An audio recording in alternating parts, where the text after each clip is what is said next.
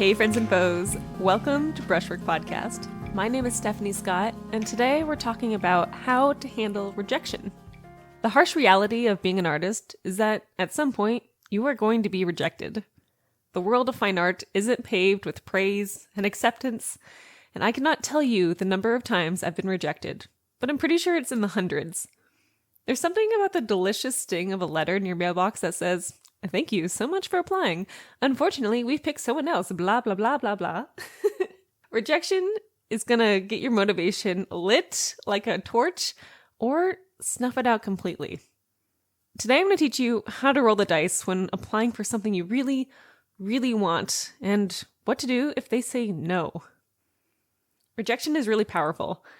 It can become a stepping stone towards greatness if you're willing to put in the work. The artwork, you might even say. You have the power to shape your artistic journey, and if you're clever, turn setbacks into setups for success. Whether you're rejected from art school, overlooked for a group show, or catch wind of naysayers being slimes about your work, these moments can cast a shadow on your artistic aspirations. But remember, every artist, from Van Gogh to Banksy, has faced rejection at one point or another. The key is in how you respond to it. Let's have an example. Imagine you've applied to a prestigious art school. I've applied to dozens of these in my years as an artist, so I understand that the work that goes into these applications is no small feat. You spend a year or maybe longer making and putting together your portfolio. You gather character references and transcripts, and after all that, you received a rejection letter. Oof. What do you even do in this situation? When your brain has been telling you you're not good enough, and then you get a letter that says the same thing directly to your mailbox, it's just rude, really. In order to move past it and move beyond the rejection, you need to understand the nature of rejection. First and foremost, it's essential to understand that rejection is not a reflection on your worth as an artist or even a person. It's merely feedback and often subjective. Rejection, in its essence, is an integral part of any journey toward success. Its impact often hinges on our interpretation of the result. By truly understanding the nature of rejection, artists can really navigate it in a much more effective way, ensuring that it becomes a stepping stone rather than a stumbling block. Rejection occurs for so many reasons. Subjectivity is one of them, right? Because art is subjective. What resonates deeply with one individual may not evoke the same response in another. Using the art school example, that school might have their own very specific criteria that they're looking for that your work just didn't line up with. Maybe the person reviewing your work had a directive to look for something that will never be known to you. It's subjective. There's mismatched visions. Sometimes rejection occurs not because of a lack of quality, but because of differing visions. This is especially common in scenarios involving curated content, where a particular theme, style, or narrative is really sought out. And just because they said that they wanted a drawing of a bike, and yours wasn't up to their standard of perfect, it doesn't mean your work was necessarily bad. Rejection sometimes occurs because of competition, especially in sought-after arenas such as a prestigious art school or renowned exhibition. The sheer volume of applicants will lead to rejections, just in its nature. Even for highly talented artists, this can be a major problem. Ask yourself, is my work bad? Or was I up against 300 other applicants for 8 spots in this program? That's happened to me. But the number wasn't 300. It was like 1,000 people for 8 spots. I did not get in, and I understand why. The timing is also something that occurs to lead up to rejection. Timing is just like many things in life. It plays a pivotal role in whether or not you're going to be accepted. Perhaps the gallery is full for the season, or the school has met its quota. And even if you were really great, or even like better than the other applicants, you're not going to get in because they've already filled the spots. When this is the case, you just got to try again. Something I have to remind myself of when I am rejected is that I'm not for everyone. It's vital to remember that rejection isn't an absolute measure of talent or worth. Even famous artists have faced rejection multiple times in their careers. What differentiates them is that they're understanding that rejection is a part of a journey, not the end of it. Let's get into reframing rejection. We're going to get feedback and not failure. View rejection as feedback. Even if it doesn't come with a detailed critique, it's an opportunity to revisit and refine your work and how you applied for that thing. It's an opportunity in disguise. Some artists have found that being rejected led them to explore other, more fitting opportunities that may have otherwise been overlooked for the dazzling one that was right in front of them. It builds resistance. Every rejection you are faced with and you overcome adds to your resilience. It's a testament to your dedication and your passion for your art every time you try for something and, are often rejected from. It separates your self-worth from your artwork. While your art is deeply personal, it's crucial to separate your self-worth from your artwork, as rejection of your artwork is not a rejection of you as an individual. And the last thing is, you need to find your audience. Not everyone is going to like your artwork, and not everyone should like your artwork. It would be weird if they did. Your job is to find the galleries, the schools, the collectors who do like your work and exclusively approach those people. Let's now talk about interrupting the pattern. Suppose you submitted your work for a group show. You heard of a prompt for a small work exhibition or a theme you felt really fits your style. You then spend time making work just for that show, making social media content, telling your friends about the opening, and after all that, you aren't selected. This has happened to me twice this year, and it feels bad. It would be easy to jump to conclusions about your work's quality, but I need you to consider that your piece just might not align with the curator's vision, despite your effort. When you have this moment, you got to think outside of the box, especially if you've made something particularly for that show. And side note, I now only make things if I'm already accepted into the show, or it's work that's already been made before I knew about it. How else can you use this piece that you've made? Could you sell it? Could you submit it for a different show? In the other way of thinking, take this as an opportunity for self and outside critique. You're going to seek constructive feedback. When you get a rejection, actively seek out the why, but from the right sources. Artistic friends, family members, or mentors who understand your work can provide insights that really help you grow from that rejection. And if you've got guts, asking the people who rejected you could be extremely valuable, although you can't always expect a response. Just putting that out there. Feedback is the beacon that illuminates the way to creative growth. Constructive feedback, especially, is an artist's ally. It offers insights that are pointed, practical, and purposeful, ensuring that you're not just working hard, but you're also working smart. I know that asking for more criticism when you're feeling down about your work sounds like the last thing you want to do, but it's truly gold for the creative mind. When you are rejected, you must train your mind that feeling sorry for itself is not the first order of business. This is called a pattern interrupt. By taking what used to be a bad feeling and turning it into an opportunity of win-win, you look forward to the results of your application way more. The group show accepts you? Awesome. You now get to learn how to have a show, exhibit your work, and maybe make a sale. But that group show rejects you? That is also awesome. You now need to take a critical look on how you can improve your applications. See if you missed anything in the process, get feedback potentially from the showrunner, and have a little boost in motivation to look at the other places that will accept your artwork. Seeking constructive feedback is just so great for your work. It gives you a fresh perspective. When you are engrossed with your work, it's easy to become tunnel visioned, right? You're looking at the work over and over and over again.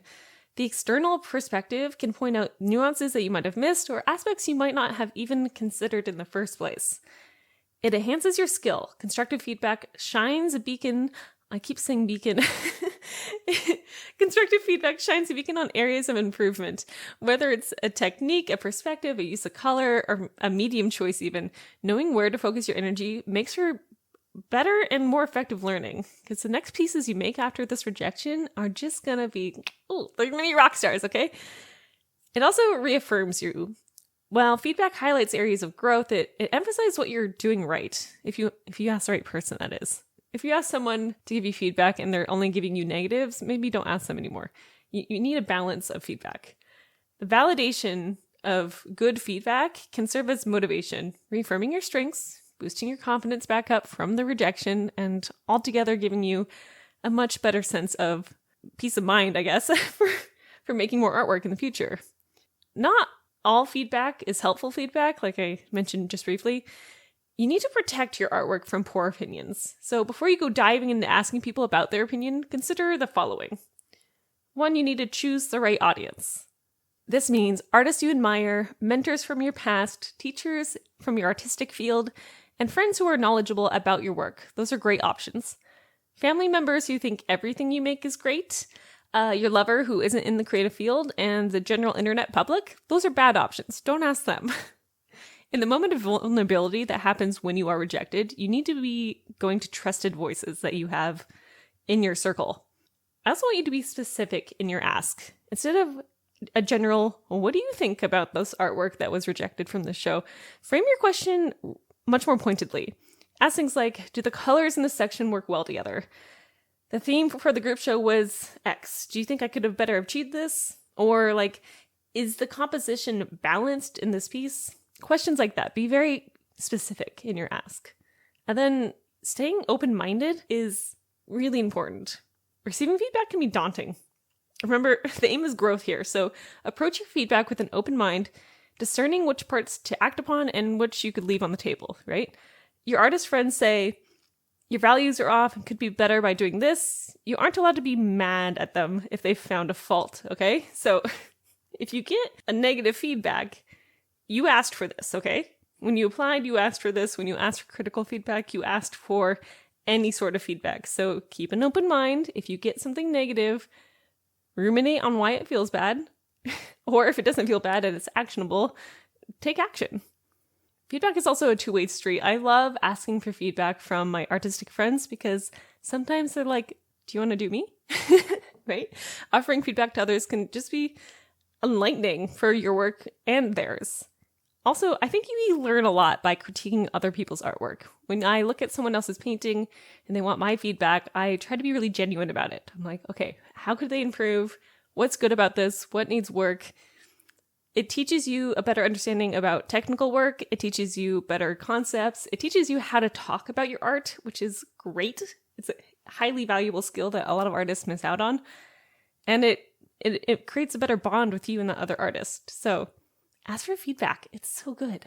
So let's say you got rejected from the art school. You got rejected from the group show. You got rejected from having your artwork in the gift shop that's close to your house. And it just kills your motivation. You're like, why am I even making art? Why am I even doing anything like this? I'm not good at it. I clearly am not up to par for whatever they want. What do you do, right? When your motivation is at zero. You've asked people for critiques. You found potential holes in your work. I now want you to use this rejection as a springboard for your motivation. And this takes training. This takes time and time again of being rejected to learn how to do this. Our goal is to let rejection become the push you need to dive deeper into your craft, to refine your skills, or even venture into new creative territories. If you're feeling like you have no motivation at all, it's usually right when you've received the rejection, right? It's usually right just immediately after you've opened up the letter, you've clicked the email, you've gotten, maybe someone tells you to your face that you don't get to be in the show. You're going to feel it immediately and intensely. In this moment, I want you just to feel the rejection. Just let yourself feel the disappointment, the pain, the whatever. And let yourself have that moment. Don't try to immediately take it into motivation again. Let it be the sour, sad thing it is, because that happens. But in the next day or so, we're going to turn your rejection into a catalyst for motivation. The initial feelings of hurt and self-doubt can be channeled and repurposed into a fiery motivation.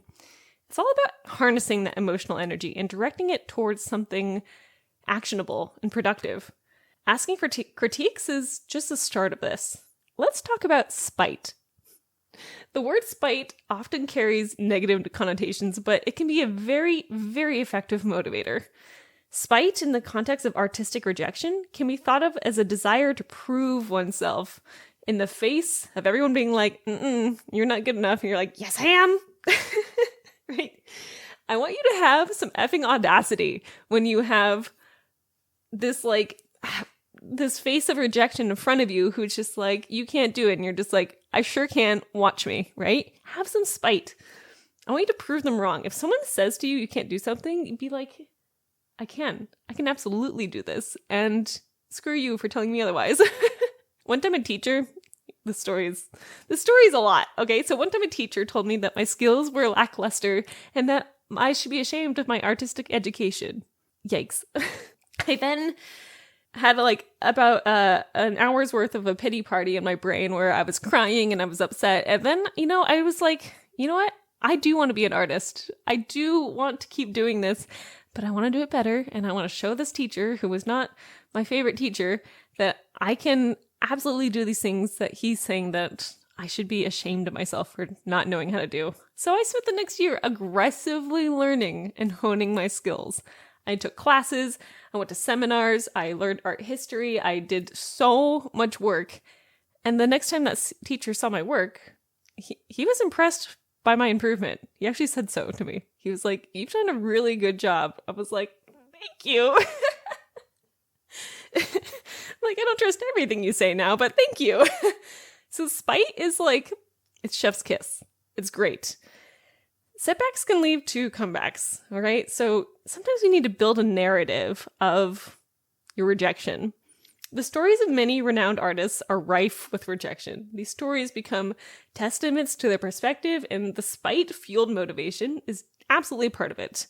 Is there a better story than the underdog? If you're at a point where you're receiving so many rejections that it's like, do I even still try to be an artist? Think of yourself as the underdog, and you're gonna win the race at the end, but it just takes a little longer to get there than maybe someone who is a hotshot, I love looking up stories about other artists who have just overcome tremendous setbacks. Look for those people who are doing things in your artistic genre, right? Look for sculptors, look for painters, whatever it is you make, look for that person and see if you can relate to their stories at all. It's very fun. I also need to mention here that I need you to avoid bitterness. It's crucial to not let spite evolve into bitterness, right? So bitterness can cloud your judgment and you can actually stifle your creativity. I want you to use the initial feeling of spite as a spark for learning more and proving them wrong, right? But we're not letting it overcome us. We're embracing growth in this way, right? We're not solely focused on proving others wrong, but also on proving ourselves right. We're like, I know I can do this, and I might not be able to do it yet, but I will in the future once I've learned more. And then from here, we're going to take action, right? We're creating a new piece. We're taking courses. We're honing skills that we may have been lacking in, and we're collaborating with others to gain new perspectives. All in all, when you are rejected, it's important to remember where you started and why you started. In the moments of doubts, think about, where is the root of my passion for creativity? Why did I want to become an artist? What emotions or messages do you want to convey with your work? Reconnecting with your why can really reignite your motivation and your resilience. Not to sound too cheesy, but art is a journey. And it really is. It's not a destination, it's a journey. A single rejection, or even multiple ones, are just small stops in a larger, longer, enriching journey of artistic expression that just nothing could get in your way. Over the course of my life as an artist, it is my hope that I'm rejected thousands of times. Thousands of times, okay? You might be thinking, Stephanie, that's so many times. Why would you want to be rejected 1,000 times? It's because if I'm being rejected that many times, it means I'm trying that many times. For every 100 no's I get 8 yeses. Let me say this again for the people in the back. If I'm being rejected 100 times, that means I'm trying 100 times. And for every 100 no's I get 8 yeses. At least on the average of how much I apply to things. That's pretty accurate. About 10%. If you give up after being rejected, you're also giving up out every future yes that you might possibly try for. If you give up after being told, no, you can't come to this art school, and you give up being an artist completely, you're giving up so many possibilities of other artistic expressions that you could be having because you stopped, because you were rejected from one small thing. I need you to push forward, okay? I need you to push forward so much. I want to do big, brilliant things with my artwork, and I want you to do big, brilliant things with your work. And that means jumping off the cliff of possibility. It means I'm ready for people to not like my work, and I'm also ready to try. I have an exercise for you to wrap up our episode today. And this one it's not chill, because this episode is not chill. But I feel like when you are rejected from something, you got to take drastic action. So here is a exercise on rejection exposure. We're going to gamify rejection. I want you to set a little goal for yourself. So hear me out and just do this with me. You're going to ask yourself out loud, how many rejections should I try to get this year? How many rejections should I try to get this year? I want you to start naming numbers now. Start naming numbers until it feels right. Maybe it's 100. Maybe it's 53. 72. 40. Maybe it's 10. Maybe it's just one rejection, okay? Whatever your number is, this is now your rejection number. For me, it's 100. I then want you to go make a big fun list, okay? Get out your sketchbook and number it 1 to whatever your rejection number is, okay? And I want you to write down all the things that would be cool to do with your artwork. Maybe it's paint a mural, apply for a group show, apply for another group show, apply for a show with your best friend, have a solo show at a gallery, have a solo show in a coffee shop, have 10 solo shows in 10 coffee shops, sell your work on Etsy, have an artist residency. I'm trying to make things up here. Write as many ideas as you can possibly think of until you reach the rejection number. Now, if your rejection number is really big, like 100, it's going to be hard to find 100 unique ideas for this. Instead, you're going to do multiples, okay? So it's like, maybe I want 10 group shows. Maybe I want 10 solo shows. Maybe I want a solo show every month of the year, I would then write down solo show in January, solo show in February, solo show in March, etc., okay? Be audacious in this list. Like, push any sort of boundary, like, money is no object. Your ideas are worthwhile and bright and fun and interesting, and just write out this list. Okay, so that's step 2. Step 1, make your rejection number. Step 2, write down the rejection list. Twice a week for 30 minutes. Put this in your calendar, okay? Twice a week for 30 minutes, I want you to seek out and find things to apply to until you've reached your rejection number. Right, so this means going on websites that have opportunities for artists, for grants, for positions, for shows, for whatever, and write down very specific things that you could apply to. Sometimes they have really far due dates, and sometimes they're like, okay, so next week you could apply for this. Great. Just write down as many as you can in the 30 minutes you've got, and then you're going to start applying to them. I like to spend half an hour each week applying for a couple of things. It's kind of like job hunting, but it's opportunity hunting. And I will apply to maybe 1 or 2 each session because, it takes about 15 minutes to apply to something. Sometimes half an hour, sometimes it's super short. Apply to as many things as you can twice a week, and don't go over your time. You don't want to burn yourself out doing this. And replies are going to start coming in. Check them off your rejection list after every rejection that you get. So if you get a rejection, write down what the rejection was from, check it off your list. Try to get to your rejection number before the end of the year.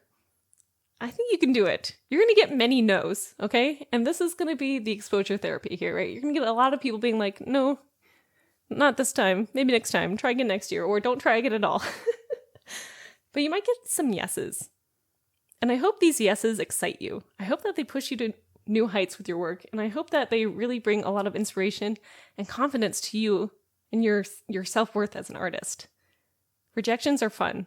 Rejections bring you closer to new heights with your artwork, and it's great. So I hope that this episode has been helpful and that the rejections that you get in the future are a little bit less daunting, a little bit less soul-crushing, and a little bit more like, okay, next. If you've liked this episode and you like Brushwork Podcast, I would really appreciate a review, a 5-star rating, a thumbs up, no matter where you are listening to this podcast.